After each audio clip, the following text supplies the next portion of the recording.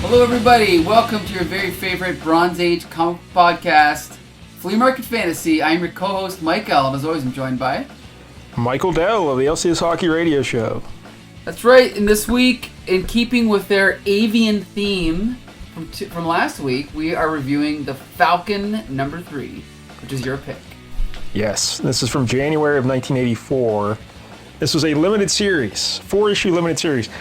I discovered this maybe about just 2 or 3 months ago. Like, all growing up, all throughout adulthood, I never knew Falcon had a limited series in the 80s. Really? No idea. I never knew about it. Huh, interesting. I knew about it, but I never read it. Yeah. The creators here are Jim Owsley, who would later become Christopher Priest, who we will talk about later. And the artist is Mark Bright. Sometimes he goes by MD Bright. Or Doc Bright as a nickname.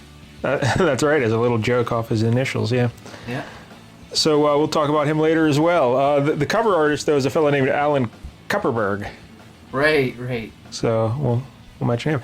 But the big thing here is a 4-issue limited series of the Falcon.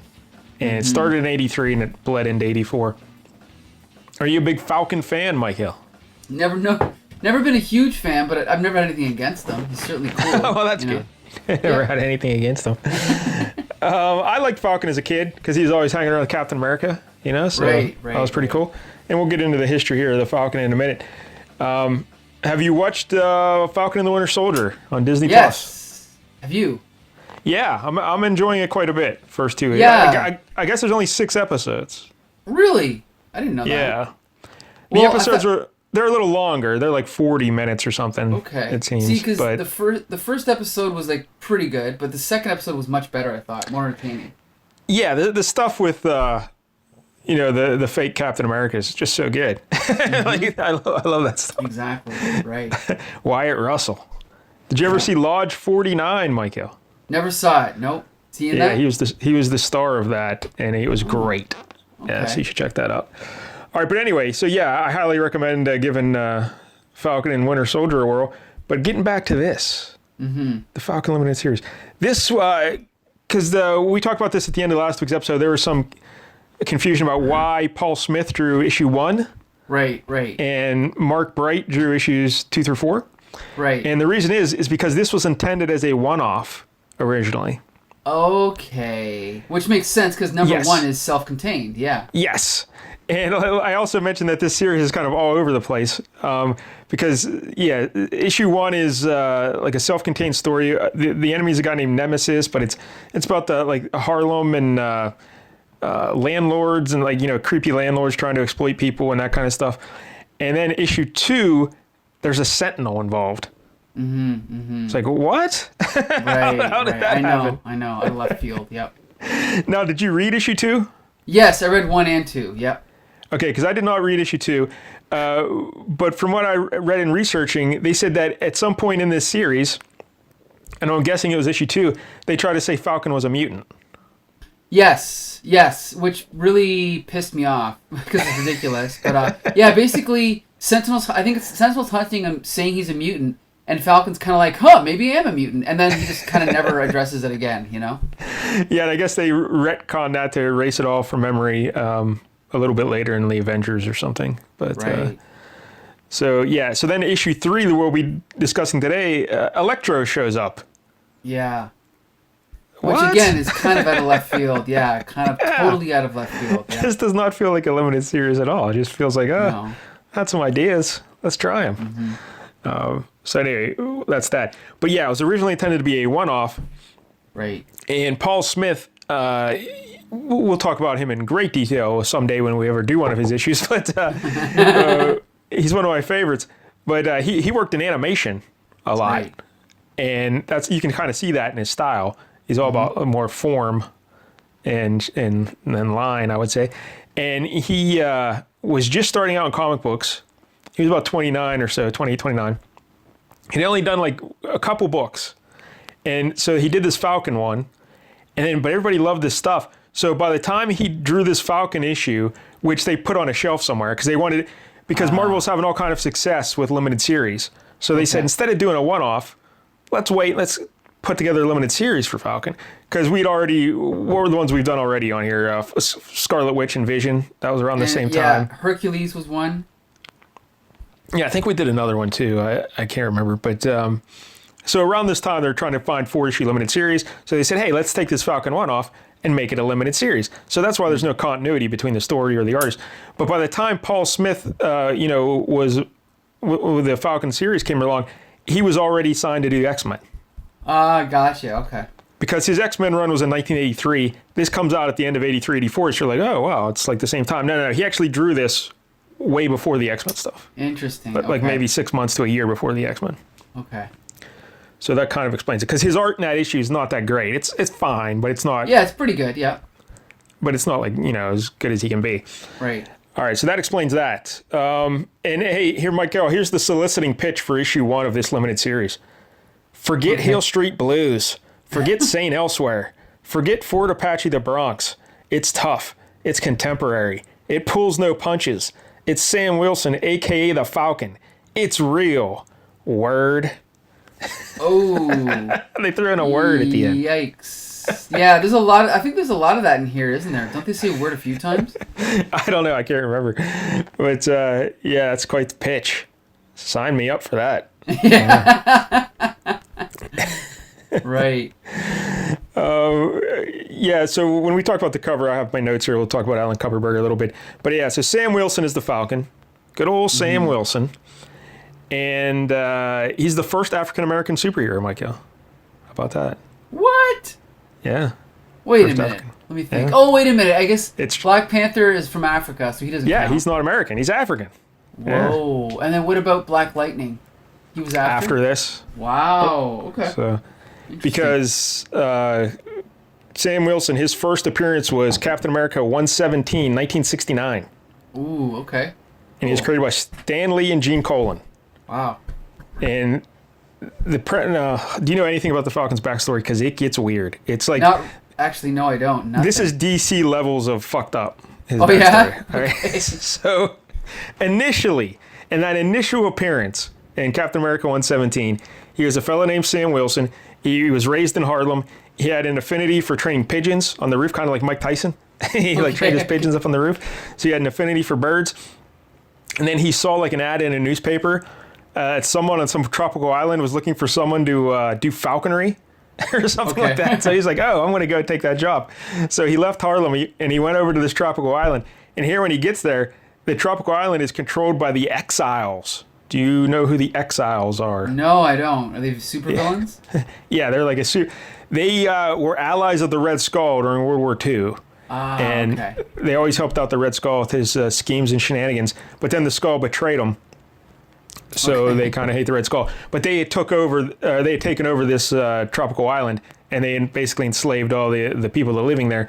So when Sam Wilson gets there, he's like, hey, I got to do something about this. So he opposes the Exiles, and he's trying to lead a revolt against them, I guess. And in the midst of all that, Captain America and the Red Skull, the Red Skull used the Cosmic Cube to swap their bodies. Okay. Kind of like a Freaky Friday situation. Sure, okay. So Steve Rogers is in the body of the Red Skull, and then the Red Skull is in Captain America's body. And the Red Skull put Steve Rogers on that tropical island because he thought the Exiles, seeing him as Red Skull, would kill him because they were mad at the Red Skull. It's very confusing. Okay. But it's actually Steve Rogers. And apparently back then, the Red Skull just wore a mask. I don't know. Yeah, I don't think he was actually a Red Skull until Cap 350, right? Yeah, so Steve Rogers found that out, and he took off the mask to try and so the Exiles wouldn't recognize him, and he's trying to wear other disguises and stuff. But then he finds Sam Wilson, and they become buddies, and they team up to defeat the Exiles and eventually defeat Red Skull. So then Sam Wilson becomes the Falcon because he has a shared connection with the Red Wing, his Falcon pet that he finds on this tropical island, I guess. And somehow they have this strong bond. So he becomes the Falcon. And do you remember what his original costume looked like? Because when we think of the Falcon, we think of the red and white with the wings, probably. Yeah, well, actually, I had it up on Google, but it's orange and green, right? Yeah, it's mostly green with orange lines and highlights and stuff, Okay. but it's mostly green. And he wore one big glove, like a falconry glove, you know? Okay, right. Yeah. And no wings. No wings at all. Wow. No wings whatsoever. Yeah. But that was it. And he didn't have any superpowers. He just had this emotional connection to this bird. And and Steve Rogers like trained him in fighting. So he got good at fighting. So that was 117. And then by Captain America, he appeared in like issue 126. Well, I think that story was like 117, 18, and 19. Then he came back for like an issue or two. And then in issue 134, he returned for good. And they actually changed the title of the book to Captain America and the Falcon. That's right. Yep. So that's pretty impressive. And it stayed that way until issue 222. So from 1971 to 1978, it was Captain America and the Falcon. Wow. I think there's one issue in there towards the end where for some reason it wasn't on the front cover. Okay. But for the most part, from 71 to 78, Captain America and the Falcon. Pretty cool. Yeah, I think so. I'm So looking he at it right didn't- now. Yeah. Hey, go ahead. He didn't get his red and white costume until issue 144. Still no wings. Still no wings. Wow, Yeah, really? just a red and white costume. He did not get his wings until issue 170 in 1974. So Wow. for the first 5 years of the Falcon's existence, no wings. And That's do you know- ridiculous because that's all I know him for. But anyway. I know. He's the Falcon. He should have wings. Right. Do you know how he got his wings? Like, who gave them to him? No clue. The Black Panther. Really? Are Yeah, they the made out of vibranium? I don't think so. I think they're just like but you know, the Black Panther's a smart fella, so he designed some sort of a mesh harness with the wings, can like rotate to make them fly. But yeah, he gets them in one panel in issue 170, and then he's wearing them in the cover of 171, and he uses them throughout that issue. Because because like the Black Panther, Falcon, and Captain America are teaming up to fight somebody. I can't remember. Right. I thought it would have been better if he would have got like, poked by a falcon and gained its powers or something magically, right? Just coincidentally, the exact same, animal that his name was previously based on. He got a transfusion of Falcon blood. Right. Who was that? Was it the wizard who got the mongoose blood transfusion? I think so. All right, so now this is where the stuff starts to get weird with the Falcon. Now it starts to get weird? Yeah. Oh, wait. I gotta say one thing. Did you read the caption on the cover of the issue where he gets the wings? No, go ahead, say I'm it. trying to... It's really hard to see. I'm trying to find like a big... Oh, here we go. See the Falcon's dynamic new wings. I guess it wasn't as big a deal as I thought it would be. Yeah, I was expecting something much more memorable, but it's Yeah. all right. It's all right. You were excited. It's fine, Yeah, Miko. I You were was. excited. Don't worry about it. So in issue 186, and this was 1975, the year I was born, the holy year, a writer by the name of Steve Englehart. You're familiar with Steve Englehart, Michael. Yep. You may have just mentioned his name right before we started recording. That's right. Reading his Green Lantern. Yeah. So this is probably not his proudest moment, but in 1975, in issue 186, he retconned Sam Wilson's background. Oh, okay. And now, according to Steve Englehart, Sam Wilson was actually known as Snap Wilson. Okay. That was his nickname on the streets. Snap Wilson. And this is where we find out, is he a drug dealer or was he a Yes. drug dealer?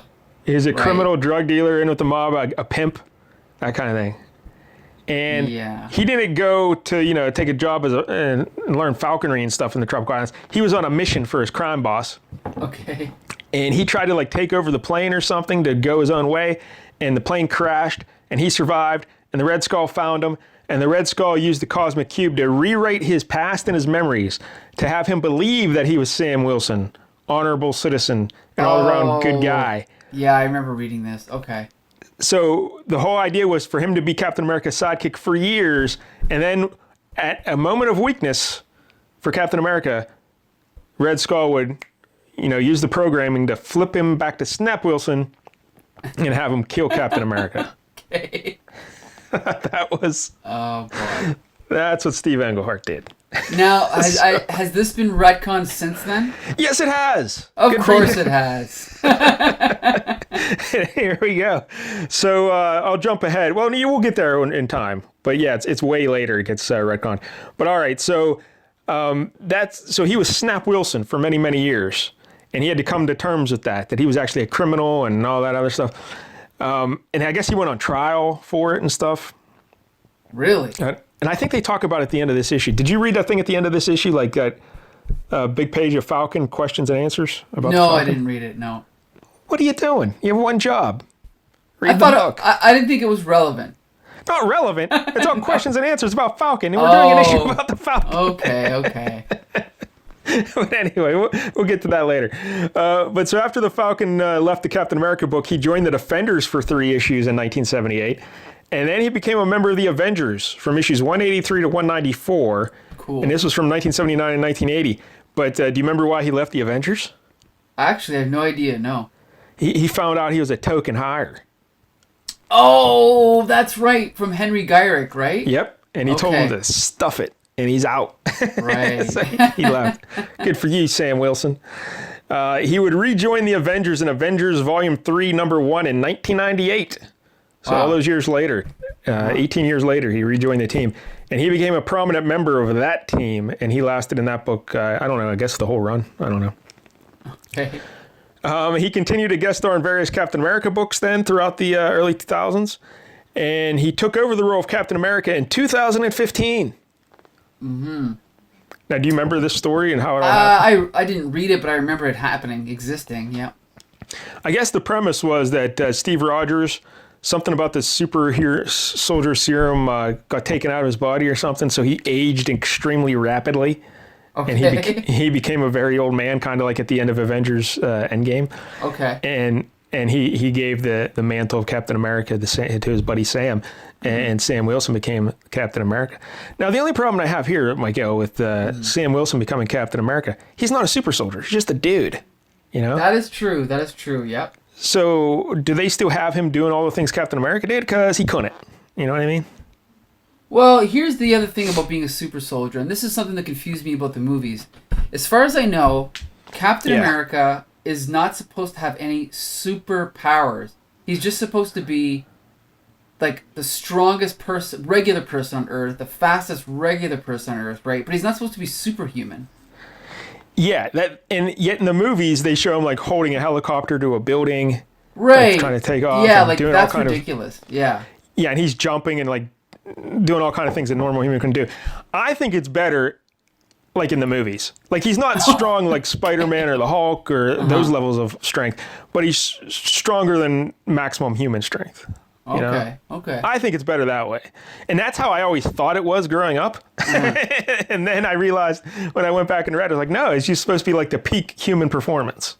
Right, yes. Like an Olympian, they say, right? Yeah. Peak Olympian level. Because in Winter Soldier, Falcon and Winter Soldier, the show, in episode 2, we see the new captain. I guess he would be the U.S. agent guy, right? Right, Johnny Walker. Yeah. Yeah. He's kind of acting very super soldiery, and I'm like, but he doesn't have the serum.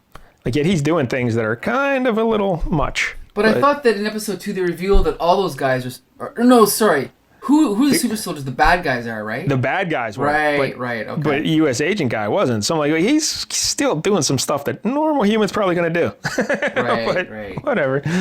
But anyway, but I guess in the books, Falcon never got the super soldier serum, right? He was just a dude. As far as I know, I thought that in the books nobody ever got the serum except Cap, right? Wasn't that the whole thing, is that they could never duplicate it? Well, they went back and retconned that too, like Isaiah Bradley fella. Oh, yeah, okay. So, I don't know. And Bucky, like he got the Hydra, the knockoff version, right? Okay, yeah. Yeah. I don't know. The Johnson & Johnson version. Yeah. So, all right, but anyway, in that run where he's Captain America in 2015, they went back and they retconned the Snap Wilson stuff, and they said that the Snap Wilson memories in Persona was all a creation of the Red Skull. Of course, that's what I would have done. He used the Cosmic Cube to implant those false memories in his mind to try and discredit Falcon through racism. Yeah. Okay. Huh. Because he's the Red Skull and he's evil. Yeah. So that happened there. But now I guess in the books he's back to being the Falcon, and he's no longer Captain America? Yeah, I think so. I thought you were going to say he's back to being Snap Wilson. No. No, he's back to being good old Sam Wilson. Because he got his own Falcon solo series in 2017. Okay. So I guess he's no longer. It's so hard to keep these straight because they just reboot series and restart stuff all the time. Right. There's really no one continuity anymore, is there? I mean, it's just like. Well, I think it's all supposed to be a continuity, but it's just the fact that they reboot everything every year or so. It's just, you just kind of stop caring, right? Because I think Steve Rogers is back to being Captain America somehow, even though he aged himself. Right. Well, I'm sure that they just undid that. Yeah. It's also terrible. I think the only way to look at it is like every little series is in its own universe and own continuity, and just go with that. Maybe, yeah. But so that's the Falcon. That's his history. Any other questions about the Falcon's history, Michael? Not really. I don't know. I mean, I guess my question to you is, which costume do you like better? The first one or the second one? Well, the first one's terrible. But yeah, the colors don't really mesh well, do they? No, the red one with the wings, it's the classic Falcon outfit is good because we'll talk about it maybe when we look at the cover. But he also has a little headpiece, that yellow headpiece around the forehead between the eyes. But whatever. All right. So also in this issue, of course, so we mentioned Electro. Do you know Electro's real name? His real is it Mac? Close. Matt? I don't know. What is it? Max. Max Dillon. You're probably thinking of the Scorpion, Mac. Right. There you go. Okay. Gargan or whatever his name is. So Electro's first appearance was Amazing Spider-Man issue 9, 1964, created by Stan Lee and Steve Ditko. Yep. Do you remember his origin? Oh, man. No, I don't remember. I have read it, but I don't remember. He was a power line worker, like a guy that climbed the poles.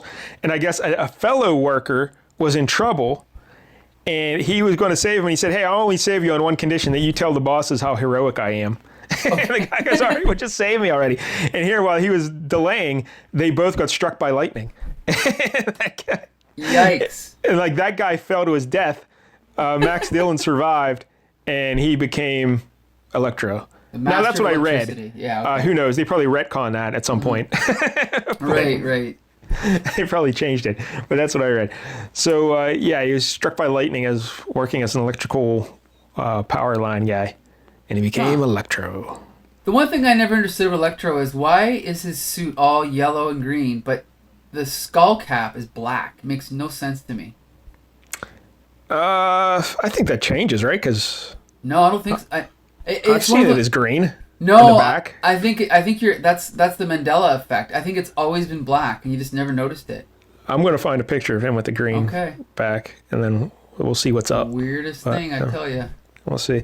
Now, I guess in present-day comics, Electro's dead. Oh, is he? But don't worry, Michael. He's replaced by a female Electro, because girl power. New female Electro. I'd rather just have the original, Nothing against having a girl there, but I'd rather have the original. So, Electro's dead. But he was always a good villain. Original member of Sinister Six. Yeah, great villain. I always love ask you his this. costume. Every time we mention the Sinister Six, I always question you. Name the original members. Okay, want me to try again? Yes. Okay, Electro, Dr. Octopus, Kraven, Scorpion? No. You get it wrong every time. Okay, who is it? We got Mysterio, Sandman, Doc Ock, Electro, Vulture, and Kraven. Okay. Right? Yeah. Yep. So there you go. I think I got them all, right? Yeah. I guess I think so. A lot of people think, usually people don't think Scorpion, they think Rhino or I don't know who else. But anyway, whatever. So that's Electro. You ready to get into the issue? Sure. Oh, wait. We also got to mention Mark Bright. I know him from G.I. Joe. But anyway. Yeah, I'll mention that later. Yeah. Oh, darn. I ruined it. Okay. Okay, so here we go. Falcon number 3. Number 3 in a 4-issue limited series. We got the classic Marvel logo. We got a nice little corner box here. We got the cover by the aforementioned, is it Paul Kupperberg or Alan Kupperberg? Alan Kupperberg. Right. Which I know him from Transformers number 5 and 6. Oh, and yeah. Yep. Yeah, he's a pretty good artist. Yeah, this is a nice cover. It's not bad. I mean, we got a gigantic close-up of the Falcon's half of his face. Yeah. And then behind him, well, beside him on his shoulder is Red Wing. But he's also kind of behind him.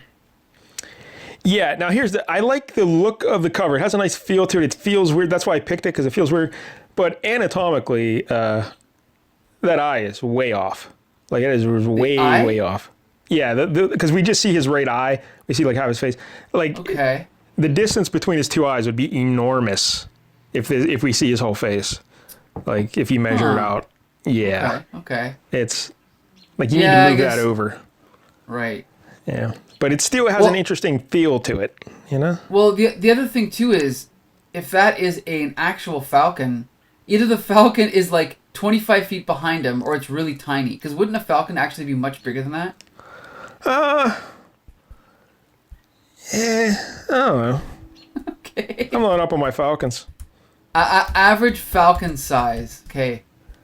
Talk amongst yourselves. Wait, how do I... I think it's the positioning of it is weird just because it's supposed to be on his shoulder. It also seems, like you said, way behind him. But right.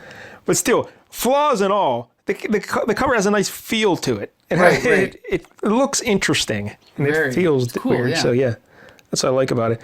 But Alan Kupperberg, a couple other things about him real quick. Because I never really heard of him. Okay. But let me see, where did I write his notes down? Oh, just while we're waiting, Falcons, the average Falcon is between 34 and 58 centimeters. I have no idea. That's not big at all. No, it's not. That's not that big. I thought they'd be bigger. Huh. Yeah, so look at that. Now, I know I have notes about Alan Kupperberg here somewhere. Where are you, Alan Kupperberg? Oh, yeah. He also did The Invaders. Yes. That was what, Captain America, Namor, and Iron Man? and Human Torch and Wizard, right? Was Iron Man involved? No, Iron Man wasn't involved. No, Invaders was set during World War II. Yeah, that's right. That can't be Iron Man. Yeah. He did Transformers, you mentioned, right? That's right. I think he also did there's an Iceman series, a limited series maybe? Oh, boy. Yep, I read that. But here's the one I wanted to mention, Michael. In 1983, he also did the Uncanny X-Men at the State Fair of Texas. Oh, okay. Right. Are you familiar with this? No, but kind of. I might have seen the cover. It's like a one-shot they did as like a supplement to the Dallas Herald newspaper or something to hype up the State Fair. So that's pretty... I love those things. I have like a bunch of those giveaways from like Spider-Man, like, Spider-Man and the Colgate Kids, and stuff like that. Yeah, like whenever I went to the dentist, when I was done, they'd have like a treasure chest, and you could go pick out a toy or a tree or something. And I picked out a Spider-Man comic book about fighting tooth decay. That's awesome. It was great, and it worked, right? That's why you've got no cavities now, right? Actually, I'm completely toothless as we speak. Nothing but gums. It didn't work. Nothing but gums. Sorry, there it is, the cover. So here we get to the big splash page, Michael. This splash page is actually pretty cool. They used it in Marvel Universe as like one of those little, pictures to, you know what I'm talking about, right? They have the main picture, then the little pictures all around. Oh, okay. Yeah, this is the one they used. But anyway, so yeah, we got the title here, Faith, and we got the Falcon flying, well, in front of a building that's on fire, and he's got Red Wing kind of below him flying. And then we see this building on fire, and the first thing I had to point out, I didn't notice this till now, but it's kind of colored poorly because it's hard to tell what's going on because all of the buildings are pink. Yeah, I think they're going for like the flames reflecting and making a sense of heat and stuff like that, but it doesn't really work. No. It doesn't really work. But anyway, so he's flying, and they're giving some, exposition in the description here, but we'll just skip over all that. Yeah. But basically, he's there. He's going to try and rescue as many people as possible. So we see him, rescuing kids and women out of the building. And then there's one old man in there that refuses to leave. He owns like the convenience store, Brown's Bag Grocery. Yeah. And so what's his name? Falcon smashes through the window and goes in. And he's like, he's like, time to go, Mr. Brown. No, I can't. I don't remember asking your opinion. I don't remember asking you a goddamn thing. No, he didn't say that. He's like, that was pretty good, my guy. Yeah. That was very dramatic. Yeah. Thank you. I tell you, man, we should just convert this show to just me reading these comics. But anyway. I would love it. So then the old man's like, you don't understand. This store's all I got. Not true. You've got me. And he throws him over his shoulder and then gives him a gentle kiss on the cheek and then leaps out. No, just kidding. And then, well, he doesn't give him a kiss on the cheek, but look how he's jumping out of that front window, and the window's all jagged glass, like they jump through. Like, what if he lands on the other side and he looks in here, that guy's head is just severed by all that jagged glass. He just jumped through and pulled his head off. Ugh. See, now that would be a good what though, right? Like, superhero rescue's gone horribly wrong. That'd be funny. But anyway. Speaking of which, Miguel, this reminds me. I almost wanted to pick another book. Do you remember a book called Damage Inc.? Or is it Damage Incorporated? I was just thinking in my head, I'm going to pick that now. Yeah, of course. It wasn't so much about rescues going horribly wrong, but it was about all the damage that superheroes caused and the people that had to clean up after them. Right. I think it was like 1989. Yeah, and I've never read it. Neither have I. Yeah. Interesting. So, all right. Anyway, so he rescues Mr. Brown, and they get him out of the store, and then the store like just blows up. Right. Yeah. And then Falcon is standing there in the middle of the street, and he kind of notices somebody watching right from the sidelines with like a smirk on their face. Well, first, Miguel, let's read this thought balloon here. Oh, okay. That fire was no accident. Somebody deliberately put Mr. Brown out of business, and 20 of his neighbors in the hospital. Arson stinks. Right. You tell him, Falk. Yeah. Arson stinks. And then he's like, now on top of this mess with the Legion, I've got to A? And he sees two guys staring him down. He's like, the Legion. So yeah, now I did read issue 1 and 2. I don't remember them, but the Legion is like the street gang around here, right? Yes. So these two guys are from the Legion. And from what I remember, there was supposed to be a truce, and then or like a march or something, and then Falcon didn't show up, and so everyone got pissed off. Falcon was supposed to help them lead a march, like you say, and it was supposed to be a peaceful protest, but he didn't show up because he was fighting with that Sentinel. Right. And when all that was going on, here something happened, and a police officer killed one of their guys. Okay, so they right. blame the Falcon for not being there, that one of their members got killed. Yeah. Right, okay.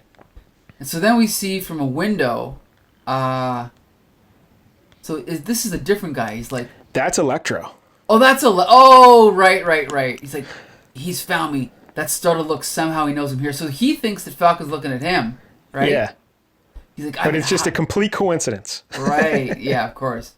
He's like, that second string freak won't take me back. He'll never take Max Dillon back to jail. I'll kill him first. Yeah, see, when I read that panel, I didn't know who the hell he was. I forgot that was Electro. Yeah, Max Dillon. Yeah. So then, we cut over to Sam Wilson now in his regular secret identity. He comes I guess home. he's a social worker, and like that's his right. real job, right? And then he comes home, and this is weird. What's his name? Torque. Sergeant Torque. Yeah. He's like, Torque, and Torque answers him, but for some reason his dialogue is typed out in like American typewriter font. Well, I guess he's trying to like make it seem like he's making fun of him, like, why, Sergeant Torque, what a pleasant surprise. Right. What brings the New York's finest to my humble abode? You got no class, Falk. Yeah, so I guess it's trying to make it like he's sing-songy, like mocking him or something. Right. So he's like holding a shotgun. And there were two guys that had tried to break into Falcon's apartment, I guess, but this guy caught them and tied them up, right? Or yeah, no? and he put them in the closet. Right. And he like opens the closet with the shotgun, and they come tumbling out. Right. And he's like, I found these little darlings trying to redecorate your place with a spray can. What say you and me kick the stink out of these two snot? And hey, look at the bottom panel, Mike. Sergeant Torque, he's wearing a Late Night with David Letterman jacket. Right. And that's what he was watching on TV, too. That's great. Awesome. Good taste. So, so basically these two guys are the ones who apparently broke the treaty after the riot, which was last issue. And then this Torque guy is explaining how Xeon blamed Falcon for getting one of the guys popped, like you said. Yeah, I guess Xeon is a leader of the Legion or whatever. Right. And I guess Zeon said, no treaties, no cooperation. And so now, so Falcon's trying to, like, take pity on these guys. He's like, let's drop these slugs. That's what Torque says. And then Falcon's like, no way, Torque. I've always been straight with these kids. I've never once been unfair to them. I'm not about to start. Roar! And then, like, one of them punches Falcon, and the other one kicks Torque, and then they just take off. Oh, by the way, from what I remember, did you read number 1? Some of it I skimmed over it. Weren't these the same guys that, were going to rape that girl in the alley? I think that guy was named Manuel. I don't think this is the same guy. But yeah, it opens up with an attempted rape. Issue 1. Yikes. It's like that, what was that stupid princess? Amethyst. Oh, Princess of Gemworld. Yeah. Yikes. That one was even weirder, but anyway. Yikes. Anyway. So these two guys, they're running away, there's no dialogue, but then all of a sudden, someone else intervenes. It's the Falcon, right? But they don't know that he's Sam Wilson. I don't know. Do they? I think they might. Okay, maybe they do. Because that Torque guy was calling him Falk the whole time. Oh, there you go. That's right. Okay. But I think Sam Wilson's identity is pretty well known. Like, I don't think he hides it. Like, he's Falcon, so I don't know. But. And so then Falcon's like, you know how I operate, Torque? So I am a humanitarian. Then Torque, listen to this comeback. You're a psycho chicken. You got yourself all convinced you're doing all this nice guy stuff for your dead pops and all that. Truth is, you're so big on forgiving because you've never forgiven yourself. Remember those days? We called you Snap back then. There it is. Yep. Snap you used to sell drugs to little darlings just like this, remember? Like looking in the mirror, huh, Falk? Torque. And now Falcon, he's been psychologically defeated, right? So then Torque takes the guys away. He's like, stop trying to play Mother Goose and slide off my case, okay? I've got a job to do. And Falcon's left by himself on the street. Even after all the crowds have gone home, right? And the sun has gone down, Falcon's still standing by himself. Yep. Pretty cool. Uh-oh, what happened? Did I lose you? No, I'm still here. I'm just... Okay. Now, you mentioned the coloring earlier. It is kind of weird because, like, if you look at that page, there's a lot of yellow. Lot of yellow. Yellow and blue, that's it. Yeah. And that's the thing is I know that they were rushing back then, but would it really have taken that much extra time to just add a little bit of variety into the color there, Yeah, I guess they're trying to go for an effect or something, but it's not really working. Like, it's just... No. Yeah. I don't know. No, it's not. Just like those issues of Transformers when, like, Megatron would be all red and Optimus Prime would be all blue. Like, it would look like crap, But anyway. I'll take your word for it. Yeah. My favorite series. But anyway. So now they're talking. Now they're back at the... is this the police headquarters?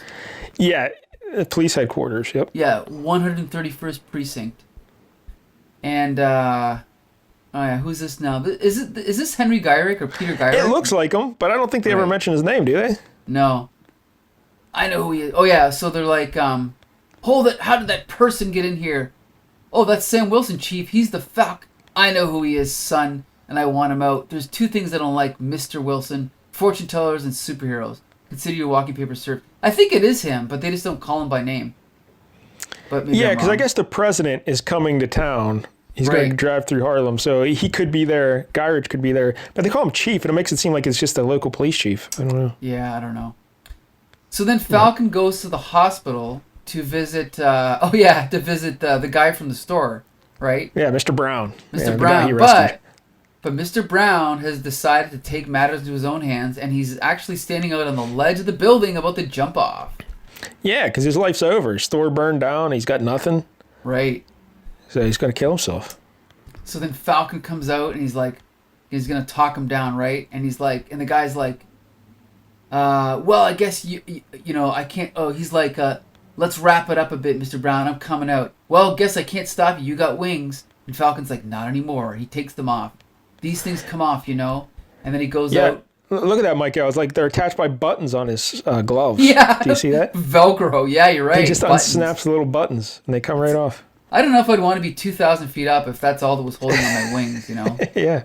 But anyway. And really, if you're Mr. Brown, aren't you saying, hey, put the wings back on? I mean, I might need you to save me if I change my mind, Right. So then he goes out, and this is where we get a little flashback to Falcon's secret origin, right? Yeah, he's talking about being Snap. Right. He's like, I never really got over my pop dying. I freaked out. I got real mean. My sister didn't know what to make of me. I did things I'm ashamed of, things that haunt me to this day. And we see a shot. I guess this is supposed to be him. He's kind of dressed up like a pimp with like a big pimp hat and sunglasses and like a toothpick and like, is that supposed to be like a necklace and like gold chains? Yeah, gold chains. Big butterfly collar shirt. Okay, this is my favorite part of the whole comic. Okay, now I want you to imagine this in the most serious voice possible. Okay. I did things I'm ashamed of, things that haunt me to this day. Then this thing called the Cosmic Cube changed my life around, changed my whole personality.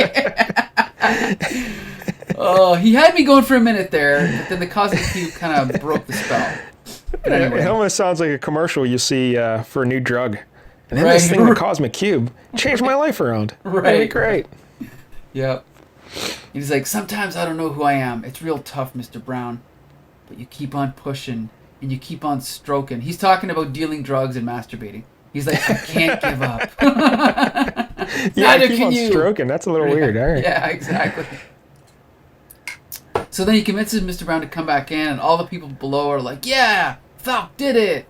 So yeah, he talked him off the ledge. But then, amongst the people in the crowd, there's this mysterious stranger from earlier, and he's like, another staged crisis, huh? That's twice in as many days that I've run into the Falcon. Sure enough, it's Max Dillon, right? Electro. He thinks that this is all just a setup for him. Yeah, and he says the next time I see Falcon, he dies. Right. He's going to kill the Falcon. So meanwhile, like you said, the president's coming into town, and there's his entourage, whatever, coming in, right? and then all of a sudden a silent signal is given, and then all these explosives go off around his entourage. And look at that one dude. He gets some crazy air. Like yeah, you're right at the top. Yep. And then the Legion starts attacking the president's entourage. Yep. So then the Falcon's like, uh-oh, I better step in. So he changes into the Falcon, or Sam Wilson changes into the Falcon, and he flies down, and he's like, excuse me, and his thought bubble is like, from my bird's eye view, there could only be one escape route the Legion could have taken, because the Legion have disappeared. He's like, underground. Well, they didn't just disappear, they kidnapped the president. Oh, right. Yeah, okay. And so then he's like, arg! And then there's another explosion, but it's actually Electro. And Electro's like, let's stop playing games. You want me? Here I am, Max Dillon. Or if you prefer, Electro. See, again, when I was reading the story, I was like, where the hell did he come from? Yeah, but in this issue, look, he definitely has a black head thing. Yep. Like, isn't that weird? Yeah. I think our brains just translate it into green whenever we see him. Well, I think you could argue, like, from when you just see him from the front, it's like, oh, it could just be shadows making it look black. Right. But yeah, but like in the one panel where you see him from behind, it's clearly all black. Yeah. So then we get your favorite part of the comic, right? Fisticuff. Yeah, that's right. And then Electro's like, how can you hope to outrun one who moves at the speed of electricity? Right? So then Falcon's flying all around, and Electro's trying to zap him. And he does hit him with his electricity when he's flying, but he says, hey, it doesn't work because I'm not grounded. I'm not grounded, right? Good point. His blast can't affect me as long as I stay off the ground. See, I have no concept of electricity, Michael, so I guess, is that true? I don't know. Because why doesn't Spider-Man just keep jumping like a monkey whenever he's fighting Electro? Well, because eventually he has to use his webs, and then as soon as he uses his webs, that grounds him. All right. Yeah, see? So Better question, why does Falcon not just keep flying? Because he like eventually lands. Good point. But anyway. So then, I guess this is a Secret Service guy? Yeah, because Falcon just takes off because he's trying to go find the president, So he's like, I don't have time for this Electro nonsense. Right. So he just takes off. And I guess that is a Secret Service fella confronting Electro. And then we just cut to Falcon outside a warehouse where he thinks the Legion may have taken the president. Yeah, he's like, he's like, the Citadel looks like an old abandoned factory, but to the Legion, it's like the Falcon just takes off. He's like, I can't afford to get saddled with another whacked out villain. That's what got me into this mess to begin with, so he just leaves, and now he's going to go find the Legion. So he goes to their headquarters, then we cut back to the 131st Precinct, and what's his name? Torque is sitting at his desk, And then he goes and he's trying to intimidate these guys, and he basically tells them, he shows them that he's ripping up the paperwork showing that he arrested them. So now there's no proof that they were there. And basically he says, he rips it up and he's like, say I never arrested you. That makes you slimeballs loiters in my nice jail, right? So say I kick you out and you accidentally fall down the stairs and break both legs. When you ain't dealing with Falk here, little boy, I don't give two snots about you. Make it easy on yourself. Let's be friends. So here's the thing. He's trying to get information out of them, right? Yeah. He's like, he wants to find out, He wants to find out why they were at the Falcon's apartment, because it's like, it seems weird that they were just busting the Falcon's apartment to like spray prank graffiti or steal his TV. But he can't figure out what they wanted. So he's like, hey, I'll let you go if you just tell me what's going on. And dig some of the dialogue he uses, though. He says, you pinheads didn't take Falk's place down for his lousy TV. It was a Murph. And then there's an asterisk, and you look down, Murph means setup. That means setup. So then in the next one he says, I'll bet you he was supposed to drop a dime on Falk, set him up for a hit. And dime has two asterisks. And if you look to the side, it says give information. So... yeah, awkward. Very awkward. Yes.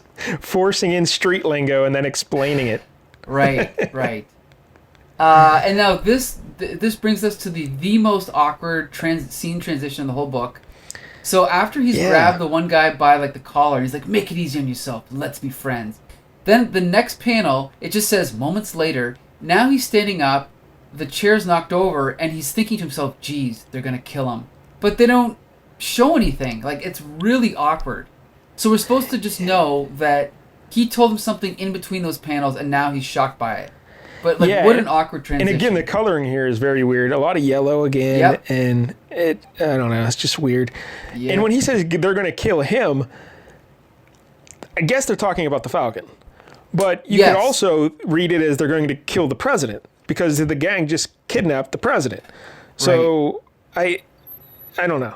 It's all very weird. But right. They're going to kill the Falcon. Yeah, it's awkward. So now we cut over back to the Falcon at the Legion headquarters. And they're about to shoot him, and then all of a sudden, now Electro's there. So they go to shoot Falcon, and Electro's standing there, and he's like, hello, boy, you're going to finish what you started. So now Electro wants to keep fighting the Falcon, right? Yeah, well, the Legion fellas do shoot at Falcon, and he dodges it just as Electro also shoots, and he ends up dodging that one, too. So again, awkward storytelling. Very awkward. Yes. So, yeah, fisticuffs. And also, are we supposed to understand that Electro's a racist? Because he used boy? He's like, hello, boy. Oh, yeah, that's right. Didn't think of that. Yeah. So, yeah, they're fighting, punching. And then Falcon's like, go down, Electro, please. There's too much at stake. Uh-oh. And Electro, he's like, snapping the electromagnetic lines of force beneath you will shred the pavement. The shockwave will blast you. And a hefty static charge will leave you quivering at the feet of your better. You're good, Falcon, better than I thought, but still you lost. So now the Falcon's down and out, right? And then he looks over and he's like, can you hear me, amateur? I won! And then, he just falls over. I have no idea why. He skips some stuff. He just gives him stuff. I mean, Falcon's cracking him good. Falcon's beating him up pretty good. Like, he's flying around him, punching him, gives him a right, a left, a right. He's hammering him pretty good. But then Electro hits him and KOs the Falcon. But Electro's standing there, and you see the little sparkles around his head. He's woozy from getting punched so much. And then he just passes out. So it is awkward, though. It is very strange. Very. And then, on top of that, we cut over to the 131st Precinct. And are you Sergeant York? Maybe. Depends. Torque. Sergeant York, I'm thinking of the John Ford movie. Maybe. Depends who's looking for me and why. If you're a bill collector, take a number and wait your turn. But sure enough, it's not a bill collector. It's Captain America. He's like, I'm in no mood for jokes, Sergeant. I'm here because my partner's in trouble. That's my reason. And as for the name, it's Captain America. And at the bottom, it says, definitely not the end. Well, it might have been better if, they could have worked it out so that Captain America shot is on the final page. And I know. Like you don't like the previous page ends with those first two dialogue balloons coming from a shadowy figure, and then you turn the page and it's revealed it's Captain America. Right. And he says, It's just that's a terrible way to like plan a page, but whatever. What do you do? Yeah. So then, Michael, we get crib notes, and which I didn't read. Everything you wanted to know about the Falcon, and Michael was like, "Nope, I don't want to know anything about the Falcon." So, first question, how come everybody calls him Sam? Well, the Falcon's secret identity is that of social worker Sam Wilson, and it's public record. Mm-hmm. Yeah, why? Due to the well-publicized trial for his past offenses as Snap Wilson, the Falcon's secret identity was revealed. So there you go, Michael. That's why everyone's calling him Falcon. All right. Huh? Prior to becoming the Falcon, Sam was a small-time racketeer who called himself Snap Wilson. Racketeer? What's a racketeer? Racketeer is a word they used to describe undesirable characters who are into illegal business dealings, like running numbers, like drugs, like protection operations. You mean he was a crook? Something like that. I think you get the idea. Yep. All been retconned. Yeah. Well, it's kind of weird that they put that in issue 3. You'd think they'd want to have that right at the top. Right. It is weird. But I guess they also say here at some point in these questions, they say, wait, isn't he running for mayor? And yes, in Captain America's monthly comic, Sam is running for a seat in Congress. For a seat in Congress. But didn't he promise never to put on his Falcon suit again? That's correct. Well, how come he's got it on? These stories take place before Sam became his congressional campaign. See, because that issue 1 was written well before, Right. And it was on a shelf for a while. Huh. So they had to explain it. But there you go. Yikes. All right. Okay. So, and then in the bottom it has a little yellow box. Next, he's beaten the cops. He's beaten the Legion. He's beaten Captain America. Only one man stands between him and the President of the United States. Electro versus the Falcon. The final battle. Be here. Falcon has beaten Captain America? That's odd. Well, maybe he did in one of those issues by Steve Englehart, right? I don't know. That's strange. But, all right. Oh, and look, an advertisement for the Popeye video game. Yeah. So, I'm only gonna. First of all, number 1 was much better than 1, 2, and 3, in my opinion. Yeah. Well, hey, here, Michael, let's talk about the creators here real quick, too. Oh, right. So we mentioned the writer is Jim Owsley, and he was born in 1961 in Queens, New York. And he started as at Marvel as an intern in 1978. So when he was 17 years old, interning at Marvel. He joined the editorial staff and worked on Crazy Magazine, becoming the first African-American editor in mainstream comics. How about that? Wow. And that was in 1979, so only a year later. And then he became assistant editor to Larry Hama on all the Conan titles. Nice. And he made his writing debut in 1983 with issue 1 of the Falcon series. Come on. So issue 1 was the first thing he ever wrote in comics. And he wrote all 4 issues. He went on to write Power Man and Iron Fist, issues 111 to 125 from 84 to 86, and that was the end of that series. And do you recall how it ended? Iron Fist died? Do you remember that? Yeah, I never read that, but I remember hearing about it. Yeah. It's a very controversial story because no one liked it, I guess. He was full editor of the Spider-Man titles in 85 and 86, but professional and personal disagreements had him leave Marvel for DC. And then he went on to, Batman, I believe? I think he did some Batman, but he did a lot of Green Lantern stuff. Right. That's but right. He wrote a lot of stuff, though, so I'm sure I think he worked on Action Comics Weekly Green Lantern, as far as I know, with Mark Bright. Yeah. Yes. Yeah, Owsley and Mark Bright have a long history together. Interesting. Huh. So Owsley then went back to Marvel as a writer. He did the one-shot Spider-Man and Wolverine in 1987. That's great. Oh, that's right. And you know who the artist was for that? Mark Bright. They worked together again. He might be most famous for revitalizing Black Panther. Black Panther Volume 3 in 1998. He did issues 1 through 56 and then 59 through 62. Right. A 5-year run. Yep. Because that was the series that took him back to Wakanda and made it more political and centered in Africa and stuff, Okay. Back to his roots. Right. So there's probably no Black Panther movie without, like, Yeah, you could say that for sure. Because Black Panther was pretty much like when I was growing up, he was pretty much disappeared. He's gone. Yes. Then in 2004, 2005, Owsley, well, he was Christopher Priest at this time, which we'll talk about in a minute, but he did Captain America and Falcon issues 1 through 14. That's right, yeah. He also co-created the series Quantum and Woody for Acclaim Comics. Oh, that's right. See, I don't know anything about it, but he did that in 1997 with Mark Bright, the co-creator. Cool. So you're familiar with Quantum and Woody? I've heard of it, never read it though. From what I read, it seems like it's like a riff on Power Man and Iron Fist, kind of like a superhero buddy team. But right. He's also written several books, fiction and nonfiction, and he's also a musician and a Baptist minister.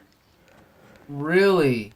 So how did he get the name Christopher Priest? Well, somewhere around like a little after 1993, he changed his name, and he's never come out and said why. Right. He refuses to discuss it, right? But there's a really cool story here. Okay. A few years before that, in an interview, he made a joke where he said if his marriage ever failed, he would become a priest. And he ended up getting divorced. Okay. So that's pretty hilarious if that's why he did it. Yeah. I mean, I guess to stick it to it, well, in a way, kind of, yeah. Not to really stick, but just to be true to his word, Yeah, like, true to his word, be a priest. Because his middle name is Christopher. Okay. Like James Christopher Owsley. So he just spun the Christopher and the James. So now his name is Christopher James Priest. Huh. So that would be hilarious if that's why he basically lost a bet with himself. So he changed his name. Right. But I don't know. Anything else about Owsley Priests that you'd like to mention? Only that I first came across him as editor of Spider-Man, and his era of Spider-Man is my favorite era. That's when Peter David was writing Spidey. That's when you had Mark Beacom doing art with Kyle Baker, and he was only like 25 at the time, and something like that. Yeah, really 61. young, and maybe it's because he was inexperienced. He just let people do what he wanted, but that's my favorite era of Spider-Man. And then he wrote a couple issues of Batman that I really liked. So yeah, I've always been a fan. I don't know much about him, but I've always thought he was good for sure. And then Mark Bright, I know him from Green Lantern and G.I. Joe, and I've always liked Mark Bright's style, but I find his art a little bit like inconsistent and kind of sloppy. But I do like his style. Mark Bright, I don't know where he was born or when he was born. I couldn't find that. But okay. His career began with the 3-page story in House of Mystery 257 in 1978. And then he did Falcon issues 2 through 4 in 1983, Power Man and Iron Fist 115 to 125. So the same issues Priest wrote, he drew them. So their careers have been linked forever. He did 17 issues of G.I. Joe from 1985 to 91. Right. And 24 issues of Iron Man, including the Armor Wars in 1987-88. Yep. He also did we said that Spider-Man Wolverine with Owsley Priest. Yep. And he did Captain America 358 to 365 in 1998. Really? Over at DC, he did 2 Green Lantern Emerald Dawn miniseries. Right. And 23 issues of the regular Green Lantern series between 91 and 2001. Right.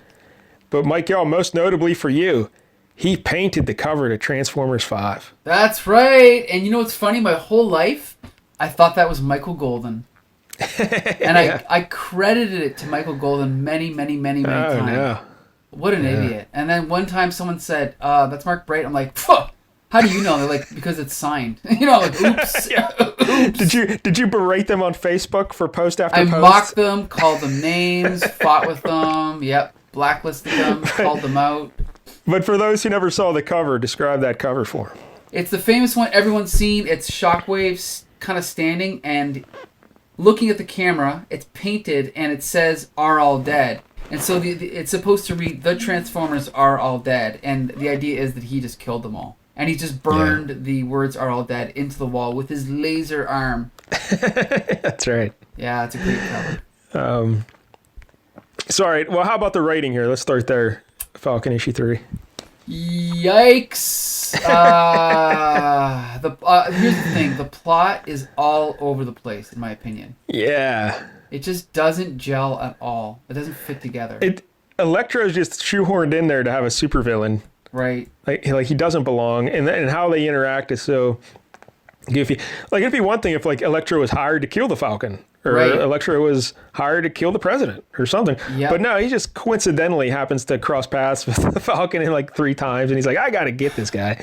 I don't know. It was bizarre. It's like you said, you can see a very simple way to just make it better, just by tying it together a little bit, but the randomness is what ruins it. And the fact that in issue 2, there was a random Sentinel, and now there's a random supervillain makes it even worse, you know? And like the big reveal about the Legion gang members going to Falcon's apartment to kill him, it was confusing, and it didn't really seem like a reveal because it just seemed like, they were probably there to do. Right. Like, why was it so hard to figure out? I don't. Yep. I don't know. Yeah, so I don't know. Here's the story's not the best. I've read number 1 to 3, and I really don't think I'm going to read number 4. I just have no desire, you know? Yeah. Because it's just such a mishmash of ideas and stories. I don't know. Right. It should have just remained focused on the that neighborhood and him trying to help people or whatever. I don't know. Right. Electra just does not belong. Mark Bright, I like his art sometimes. Like, there are some shots here in where close-ups of the Falcon's face that are really good, I think. But the other, I don't know. I wasn't a big fan of the rest of the art. The coloring didn't help. That's for sure. No, it's a mess. Yeah. Yeah. Yeah, I'm just looking. Yeah, the colorist, I've never heard of. Stephen Mellor, never heard of him. Yeah, not great. Apparently, he only had 3 colors: yellow, blue, and pink. Yeah. That's all he had. But yeah, this is just. I mean, again, when you look back and you're like, well, I mean, what's his name? Jim Owsley was probably like 23 when he wrote this. I can see it, right? Like, it's just not great. And again, it doesn't sound like he ever had any formal training as a writer like most of these guys back in this day, you know? Right. Because they started as teenagers as interns and they just like comic books and like, oh, let's go. Let me write something. Okay. Right. It seems like, okay, I'll let you write something. Yeah. So there you go. Falcon issue 3. Yeah, I'm not bothering with issue 4 either. And I think it's pretty clear to see why he never got a series after this. Like, it was just nothing here to really capture the imagination. No, I don't think. No. Yeah, I don't think I can go any higher than a 3 or a 4 out of 10. Yeah, I'll give it a 4. Yeah. I didn't hate it, but it's like you said, I just had no desire to read more. None. Yeah. Which is disappointing. Yeah, you know? I was hoping it was going to be a lot better. Yeah. But not so much. So wait, and why did you pick number 3? Was it because of the cover? Yeah, I like the cover. The eye is way wrong, but I still like the feel of it. It has a distinctive look to it. Right. I don't know. Almost like something like carved into like an Aztec or a South American like temple you would see. You know what I mean? Like that kind of art, like it's more. Yeah, I know what you mean. Yeah. So I'm like, all right, that's kind of cool. But so there you go. I think because the cover of issue 4 is like Electro, and then the Falcon's finger tapping him on the shoulder, and you just see his. So I'm like, that's not a good cover. No. I'm flipping through number 4 right now, so I can just say that I've read it. Yeah. I think Ronald Reagan makes an appearance. Yeah, he does near the end. Yeah.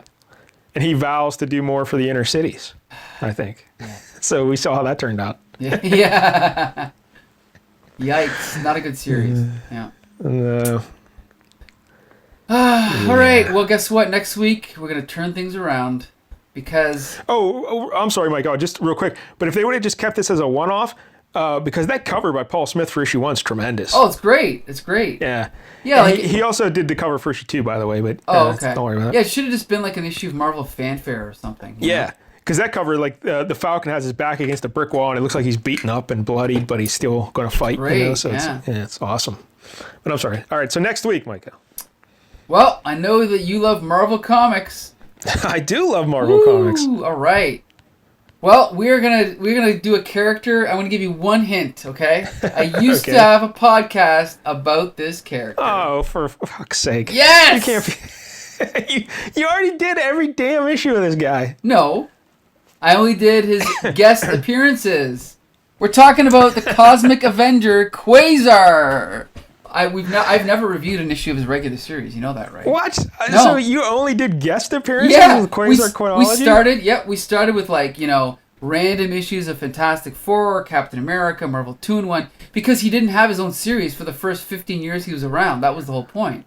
I thought you did his series and every appearance. No, it was supposed to lead up. Like, I think we did 17 or 18 episodes, and it was supposed to lead up to jumping into number 1. But since the listenership was so low, we gave up. And it's like, fuck it. I'll just fold it into Flea Market Fantasy. So, for the next 60 weeks, this is what we're going to be reviewing. Quasar Quenology. Yep. So, yeah, we're going to be doing Quasar number 2 by Mark Grenwald and Mark Ryan. And guess what? This is such a big deal that I have to bring in a guest. Someone you're very familiar with. It's not G.I. Joe Lee. It's actually someone from your side of the border. Is it Kevin Jank? Nope. It's Cousin Brandon. What? Yep. How did you get Cousin Brandon to agree to this? I don't know. He just messaged me one day and we were talking, and I invited him back on the show. Yeah. This is insanity, because we tried to get Brandon on the LCS show. He was on like a couple weeks back, but every time we try to get him on, he's always drunk and sleeping. Oh, great! And he never shows up.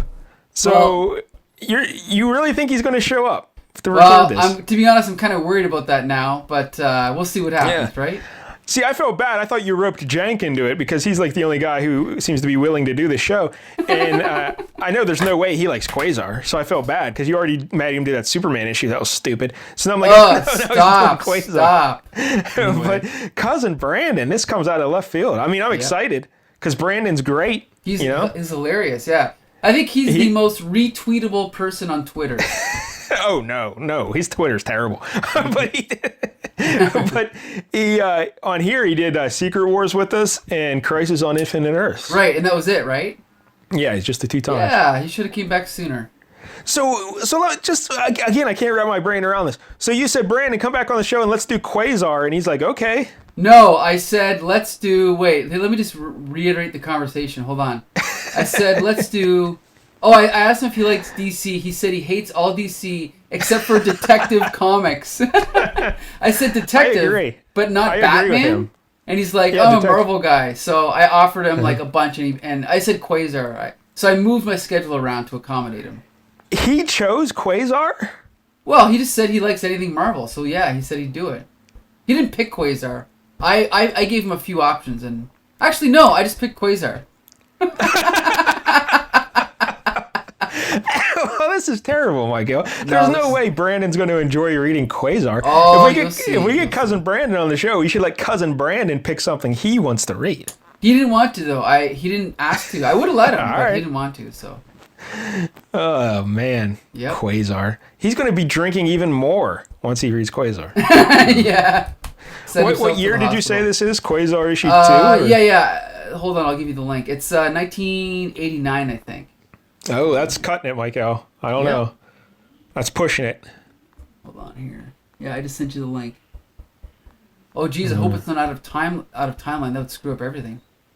Yeah, I hope it's 1990 because then we don't have to do it.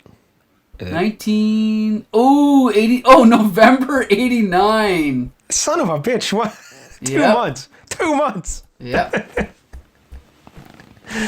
All right, so yeah, join us every week for a different issue of a comic book from the Bronze Age. 1 week I pick, 1 week Mike Dell picks. You can find Flea Market Fantasy on Stitcher, iTunes, or Spotify under Comic Book Syndicate. You can also follow us on Twitter, YouTube, Facebook, or the Comic Book Syndicate website. So until next Tuesday, disperse!